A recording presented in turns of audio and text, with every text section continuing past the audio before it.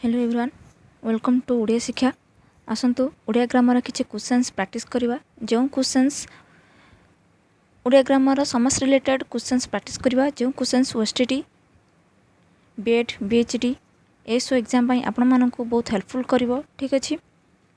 तो क्लास को लाइक करंतु एवं अधिक अधिक शेयर करंतु आ जदि मो चैनल को नुआ आछंती तो सब्सक्राइब करंतु एवं बेल आइकन को प्रेस करंतु जाफल मो ऑल क्लास आपण मानक नोटिफिकेशन मिल जिवो ठीक अच्छे। तो चलंतु स्टार्ट करवा।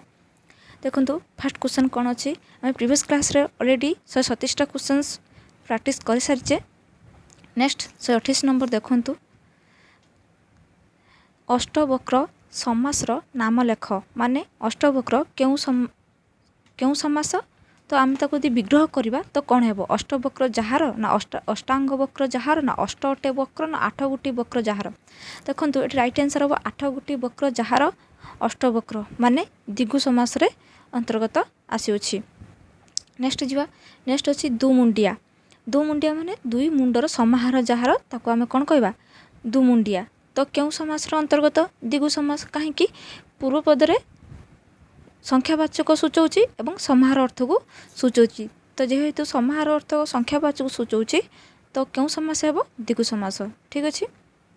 नेक्स्ट जीवा नेक्स्ट अच्छी जो समासरे अवय पद पूर्वपद भाव में रही अन्य पद सहित समास होता है वो तहिरे अवयर अर्थ प्राधान्य थाए ताको आमे क्यों समास कहबा अवय भाव समास कहबा ठीक अच्छे। नेक्स्ट कौन अच्छी प्रतिदिन शुद्ध व्यास वाक्यटी बाछ माने प्रतिदिन को जदि आमे विग्रह करवा तो क्या कौन हम दिन प्रति अटे दिन ना दिनर प्रति ना दिन को दिन ना दिन प्रति। देखो दिन को दिन प्रतिदिन देखो ये दिना को दिन देती तो ये मिस्टेक अच्छी। तो जदि आम प्रतिदिन को विग्रह करिया कौन हम दिन को दिन प्रतिदिन ठीक अच्छे दिन को दिन प्रतिदिन क्लियर। नेक्स्ट जीवा कही भिक्षार अभाव समस्त पदटी कौन है भिक्षार अभाव को आम यदि समस्त पदर परिणत करवा तो कौन है दुर्भिक्ष हम कौन है दुर्भिक्ष। देखो ऑप्शन दुईटी ठीक अच्छे दुर्भिक्ष दुर्भिक्ष ठीक अच्छे दुर्भिक्ष दुर्भिक्ष ठीक अच्छे। नेक्स्ट जीवा आजीवन विग्रह वाक्यटी कौन है आजीवन माने जीवन पर्यंत आजीवन तो राइट आंसर कौन हम ए जीवन पर्यंत आजीवन। नेक्स्ट अच्छे रूपक योग्य समस्त पदटी कौन हम रूपर योग्य जी ताको कौन कहवा अनुरूप ठीक अच्छे तो राइट आंसर अनुरूप। नेक्स्ट जीवा नेक्स्ट अच्छी अनुगमन समासर नाम लेख अनुगमन को आम यदि विग्रह करिया कौन हम पश्चात गमन ता कौन कहवा अनुगमन ठीक अच्छे पश्चात गमन अनुगमन। तो ये कौन है अनुगमन क्यों समास रे अंतर्गत अवयभाव समास ठीक अच्छे। अनुगमन को आम विग्रह करिया कौन हम पश्चात गमन पश्चात गमन। नेक्स्ट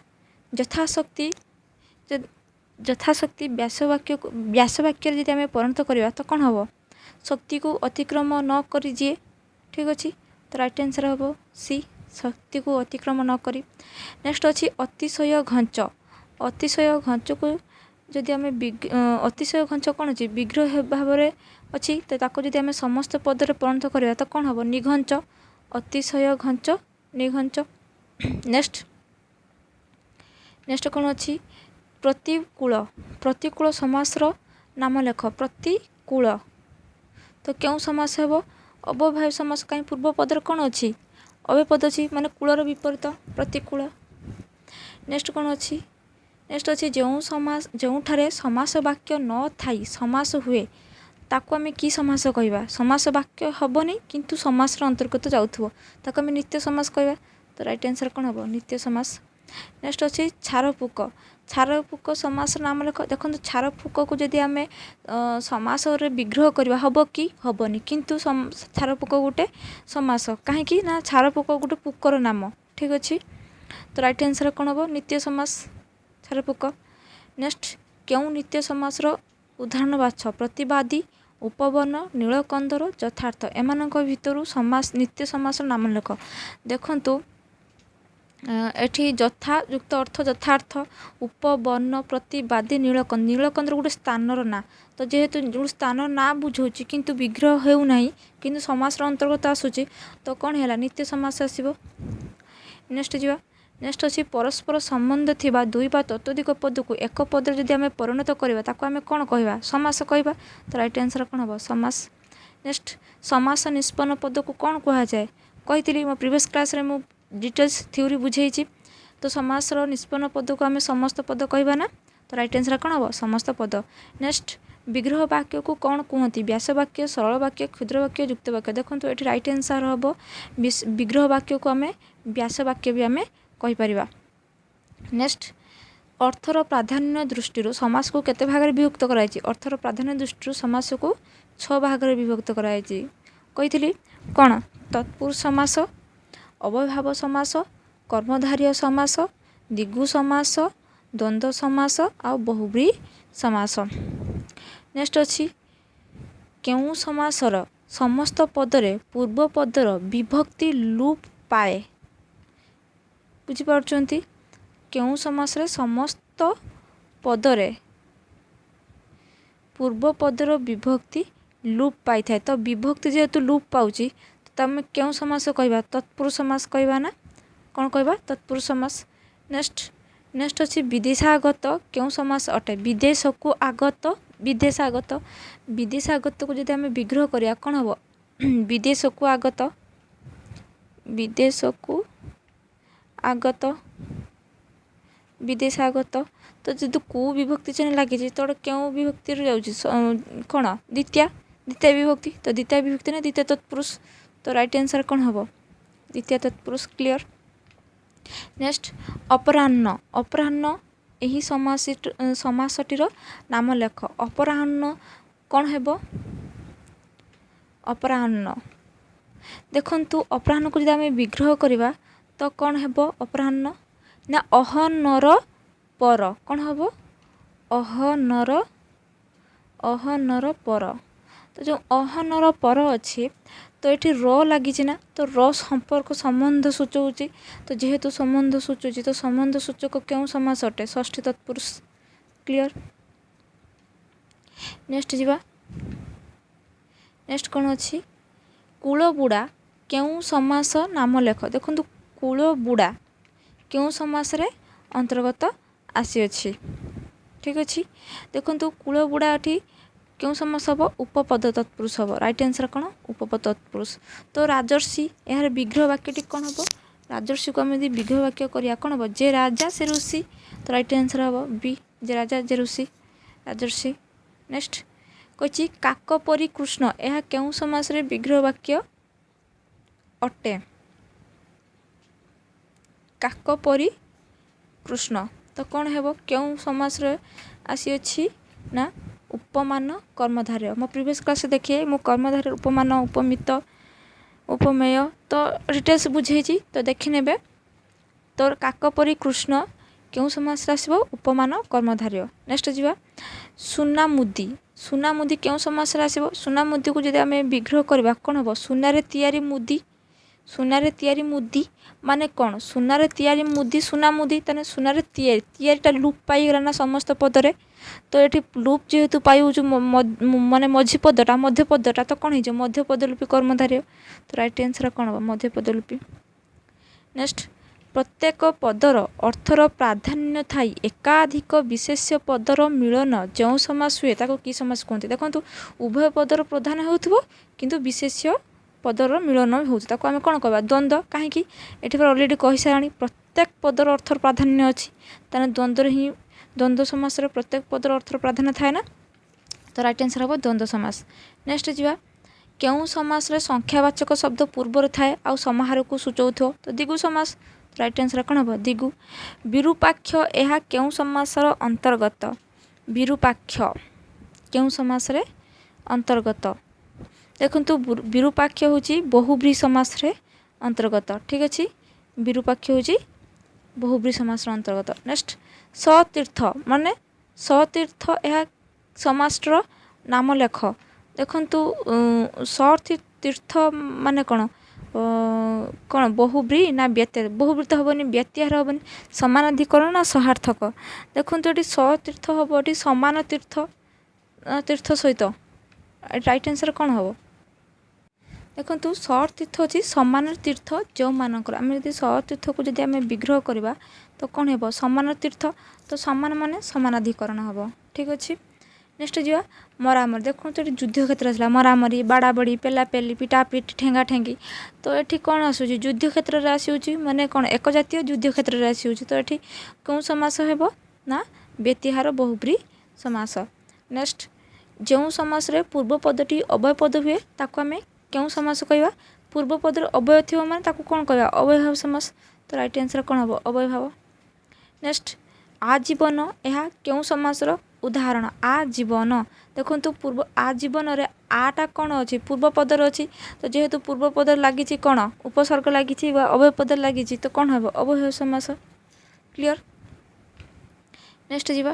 ନେକ୍ସଟ ଅଛି କେଉଁଠି ଅଲଗା, ଏମାନଙ୍କ ଭିତରୁ ଅଲଗା କିଏ? ଦେଖନ୍ତୁ ଅନୁକରଣ, ଆମରଣ, ବିପକ୍ଷ, ଗ୍ରାମାନ୍ତର। ତ ଏମାନଙ୍କ ଭିତରୁ ଅଲଗା କିଏ ହେବ? ଦେଖନ୍ତୁ ଏଠି ଅଲଗା ହେବ, ଡି ଅଲଗା ହେବ, ଗ୍ରାମାନ୍ତର ହିଁ ଅଲଗା ହେବ। କାହିଁକି ନା ଗ୍ରାମାନ୍ତର ହେଉଛି କ'ଣ? ଗ୍ରାମାନ୍ତରଟା ଆମର କ'ଣ ହେବ? କର୍ମଧାରୟ ସମାସ ଆସୁଛି, କିନ୍ତୁ ଅନୁକରଣ ହେଉଛି ଆମରଣ, ବିପକ୍ଷ, ସେସବୁ କ'ଣ ଆସୁଛି? ଆମର ଉଭୟ ସମାସରେ ଅନ୍ତର୍ଗତ ଆସିଅଛି। ନେକ୍ସଟ ଯିବା। କେଉଁଟା ଭିନ୍ନ ଅଟେ? ସତ୍ୟବାଦୀ, ମଧୁପ, ଯୁଧିଷ୍ଠିର, କୂଳବୁଡ଼ା। ତ ଏମାନଙ୍କ ଭିତରୁ ଅଲଗା କିଏ? ଦେଖନ୍ତୁ ଏଠି ଯୁଧିଷ୍ଠିର ହିଁ ଅଲଗା। କାହିଁକି ନା ଯୁଧିଷ୍ଠିର ହେଉଛି ଯୁଦ୍ଧରେ ସ୍ଥିର, ଯେ ଯୁଧିଷ୍ଠିର ମାନେ କ'ଣ? ଯୁଧିଷ୍ଠିର ଅଲୁକ୍ ସମାସରେ ଅନ୍ତର୍ଗତ, କିନ୍ତୁ ସତ୍ୟବାଦୀ ମାନେ କ'ଣ? ସତ୍ୟବାଦୀ, ମଧୁପ ଆଉ କୂଳବୁଡ଼ା କ'ଣ ହେଇଯାଉଛି? ଇଏ ଉପପଦ ତତ୍ପୁରୁଷ। ଠିକ୍ ଅଛି। ତେଣୁ ସତ୍ୟବାଦୀ, ମଧୁପ, କୂଳବୁଡ଼ା ହେଉଛି ଉପପଦ ତତ୍ପୁରୁଷ, କିନ୍ତୁ ଯୁଧିଷ୍ଠିର କ'ଣ ହେଉଛି? ଅଲୁକ୍ ସମାସ। ଠିକ୍ ଅଛି, ବୁଝିପାରିଲେ? ତ ଏଠି ରାଇଟ୍ ଆନ୍ସର୍ କ'ଣ ହେବ? ଯୁଧିଷ୍ଠିର ହେଉଛି ଅଲଗା। ବିଗତ ହେଉଛି ପତ୍ନୀ ଯାହାର, ଏକ ପଦରେ ପ୍ରକାଶ କଲେ କ'ଣ ହେବ? ବିଗତ ହେଉଛି ପତ୍ନୀ ଯାହାର, ତାକୁ ବିପତ୍ନିକ କହିବା। ରାଇଟ୍ ଆନ୍ସର୍ କ'ଣ? ବିପତ୍ନିକ। ପ୍ରତିକୂଳ, ଏହାର ବିଗ୍ରହ ବାକ୍ୟଟି କ'ଣ ହେବ? ପ୍ରତିକୂଳ। କୂଳର ବିପରୀତ ପ୍ରତିକୂଳ। ରାଇଟ୍ ଆନ୍ସର୍ କ'ଣ? ସି, କୂଳର ବିପରୀତ। ନେକ୍ସଟ ଏମାନଙ୍କ ଭିତରୁ ଅଲଗା କିଏ? ଭିନ୍ନ ଧର୍ମୀ ଶବ୍ଦଟି ଅଲଗା କର। ସପିଣ୍ଡ, ସଗୁତ୍ର, ସୋଦର, ସବାନ୍ଧବ। ଦେଖନ୍ତୁ ଏଠାରେ ଅଲଗା ହେବ ସବାନ୍ଧବ। କାହିଁକି? ବାନ୍ଧବ ସହିତ ମାନେ ସହାର୍ଥକ ଅର୍ଥରେ ସୂଚଉଛି ସବାନ୍ଧବ, କିନ୍ତୁ ସପିଣ୍ଡ, ସଗୁତ୍ର, ସୋଦର ଇଏ ସମାନ ଅର୍ଥରେ ବୁଝଉଛି। ଠିକ୍ ଅଛି। ତ ଏମାନେ ହେଉଛନ୍ତି ସମାନ ଅର୍ଥରେ, କିନ୍ତୁ ସବାନ୍ଧବ ହେଉଛି ସହାର୍ଥକ ଅର୍ଥରେ। ତ ଯେହେତୁ ସହାର୍ଥକ ଅର୍ଥରେ ବହୁବ୍ରୀ, ତ ରାଇଟ୍ ଆନ୍ସର୍ କ'ଣ ହେବ? ସବାନ୍ଧବ ହିଁ ଅଲଗା।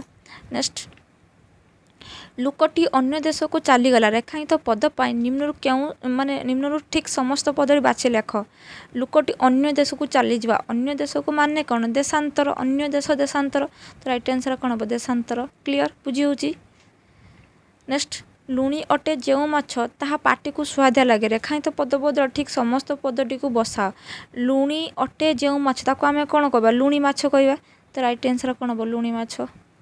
ନେକ୍ସଟ ଅର୍ଥର ପ୍ରାଧାନ୍ୟ ଦୃଷ୍ଟିରୁ ସମାସକୁ କେତେ ଭାଗରେ ବିଭକ୍ତ କରାଯାଇଛି? ଦେଖନ୍ତୁ କ୍ୱେଶ୍ଚନ୍ ରିପିଟ୍ ହେଇଛି, ତ 6 ଭାଗରେ ବିଭକ୍ତ କରାଯାଇଛି। ନେକ୍ସଟ ଯେଉଁ ପଦଗୁଡ଼ିକର ମିଶ୍ରଣରେ ସମସ୍ତ ପଦ ଗଠିତ ହୁଏ ସେହି ପଦଗୁଡ଼ିକୁ କ'ଣ କହିବା? ସମସ୍ୟମାନ ପଦ। କାହିଁକି ନା ସମସ୍ୟମାନ ପଦମାନଙ୍କୁ ନେଇକି ହିଁ ସମସ୍ତ ପଦ ଗଠିତ ହେଇଛି ନା। ତ ରାଇଟ୍ ଆନ୍ସର୍ କ'ଣ ହେବ? ସମସ୍ୟମାନ ପଦ। ନେକ୍ସଟ ଘର ମୁହାଁ, ଏହାର ବ୍ୟାସ ବାକ୍ୟ କ'ଣ ହେବ? ଘର ମୁହାଁ ମାନେ ଘରକୁ ମୁହାଁ, ଘର ମୁହାଁ। ତ ରାଇଟ୍ ଆନ୍ସର୍ ହେବ ଘରକୁ ମୁହାଁ, ଘର ମୁହାଁ। ନେକ୍ସଟ ପରସ୍ପର ସମ୍ବନ୍ଧିତ ଦୁଇ ବା ତତୋଧିକ ପଦକୁ ଯଦି ଏକ ପଦରେ ପରିଣତ କରିବା ତାକୁ ଆମେ କ'ଣ କହିବା? ସମାସ। କ୍ଲିଅର। ନେକ୍ସଟ କ'ଣ ଅଛି? ସମାସ ନିଷ୍ପନ୍ନ ପଦକୁ ରିପିଟ୍ ହେଇଛି, ପୁଣି ସମାସ ନିଷ୍ପନ୍ନ ପଦକୁ ଆମେ କ'ଣ କହିବା? ସମସ୍ତ ପଦ କହିବା। ଅନାବିଳ, ଏହା କେଉଁ ସମାସ ଅଟେ? ନୁହେଁ, ଆବିଳ, ଅନାବିଳ। ତ ଗୋଟେ ରାଇଟ୍ ଆନ୍ସର୍ କ'ଣ ହେବ? ନଞ୍ଚ ତତ୍ପୁରୁଷ। ନୁହେଁ ଆସିଛି, ନେଗେଟିଭ୍ ଆସୁଛି। ନେକ୍ସଟ ପଥମାନଙ୍କର ରାଜା, ତାକୁ ଯଦି ଆମେ ସମସ୍ତ ପଦରେ ପରିଣତ କରିବା କ'ଣ ହେବ? ପ୍ରଥମାନଙ୍କର ରାଜା, ରାଜପଥ। ରାଇଟ୍ ଆନ୍ସର୍ କ'ଣ ହେବ? ରାଜପଥ। ନେକ୍ସଟ ସମାସ ଅନ୍ତର୍ଗତ ପଦମାନଙ୍କର ସମ୍ବନ୍ଧ, ପରସ୍ପର ସମ୍ବନ୍ଧ ଜାଣିବାକୁ ଯେଉଁ ବାକ୍ୟଟା ଗଢ଼ା ହେଉଛି ତାକୁ ଆମେ କ'ଣ କହିବା? ବିଗ୍ରହ ବାକ୍ୟ କହିବା ବା ବ୍ୟାସ ବାକ୍ୟ। ନେକ୍ସଟ ନିମ୍ନତମ ମଧ୍ୟରୁ କିଏ ତୃତୀୟା ତତ୍ପୁରୁଷ ସମାସର ଏକ ଉଦାହରଣ ଅଟେ? ତୃତୀୟା ତତ୍ପୁରୁଷ। ଦେଖନ୍ତୁ ସିଂହାସନ, घर मुहां पुत्र सुख माଙ୍କड़ खिया। तो एमानक भितर तृतीय तत्पुरुष किए देखंतु एठी तृतीय तत्पुरुष हम माଙ୍କड़ खिया। ठीक अच्छे कहीं जदि आम माଙ୍କड़ खिया को विग्रह करिया कौन हम माଙ୍କड़ द्वारा खिया कौन हेब माଙ୍କड़ द्वारा खिया माने कौन द्वारा लगी तृतीय तत्पुरुष क्लियर बुझी। नेक्स्ट जा जो समासर समस्त पदरे विभक्ति चिन्ह लुप्त हुए नाही यदि लुप हुए नाही कौन हो अलुक हो तो राइट आंसर कौन हम अलुक समास। नेक्स्ट हांडी रंधा यार व्यासवाक्य कौन हम हांडी रे रंधा तो राइट आंसर कौन हम ए। नेक्स्ट कर्मधारय समासर समस्त पदरे क्यों पदर अर्थर प्राधान्य रहे देखो कर्मधारय समास आम समस्त पदर क्यों पदर अर्थ प्राधान्य उत्तर पद बा पर पद कही था तेना पर पदर अर्थर प्राधान्य रही है। नेक्स्ट घनश्याम यह द्वारा विग्रह वाक्य कौन हम ना घन श्याम ना घन परि श्याम ना घन श्याम पर ना जे घन सी श्याम देखो घन परि श्याम देखो राइट आंसर हम घन परि श्याम। तो नेक्स्ट कौन अच्छी सपरिवार यह कि समास अटे देखो सपरिवार सहार्थक बहुब्री ना व्यतिहार बहुब्री ना अलुक समास ना नित्य समास देखो परिवार सहित सपरिवार तो राइट आंसर कौन हम सहार्थक बहुब्री। नेक्स्ट जो समास रे समस्त पद समस्यमान पद मान मध्य कहारी को अर्थ को न बुझे अन्य अर्थ को बुझाऊथो ताको आम कौन कहे बहुब्री समास तो राइट आंसर कौन हम बहुब्री। नेक्स्ट अच्छी कौन रुद्र सुंदर को जब आम विग्रह करा कौन हम जे रुद्र से सुंदर तो राइट आंसर हम सी जे रुद्र से सुंदर। नेक्स्ट जो समास रे संख्यावाचक शब्द पूर्वर थाई समस्त पदटी समाहार बा समष्टि को बुझाए ताको आम कि समास कहे संख्यावाचक बुझाऊँ और समाहार अर्थ को बुझाऊँ तो राइट आंसर कौन हम ये दिगु हम क्लियर। नेक्स्ट जा उपमान और उपमेय मध्य अभेद कल्पित हुई समास हेले ताहाको आम क्यों समास बोली कहिबा क्यों समास बोली आम कहिबा उपमित कर्मधारय कौन उपमान उपमेय मध्य जो कल्पित अभेद को आम कौन कहवा उपमित कर्मधारय बुझी।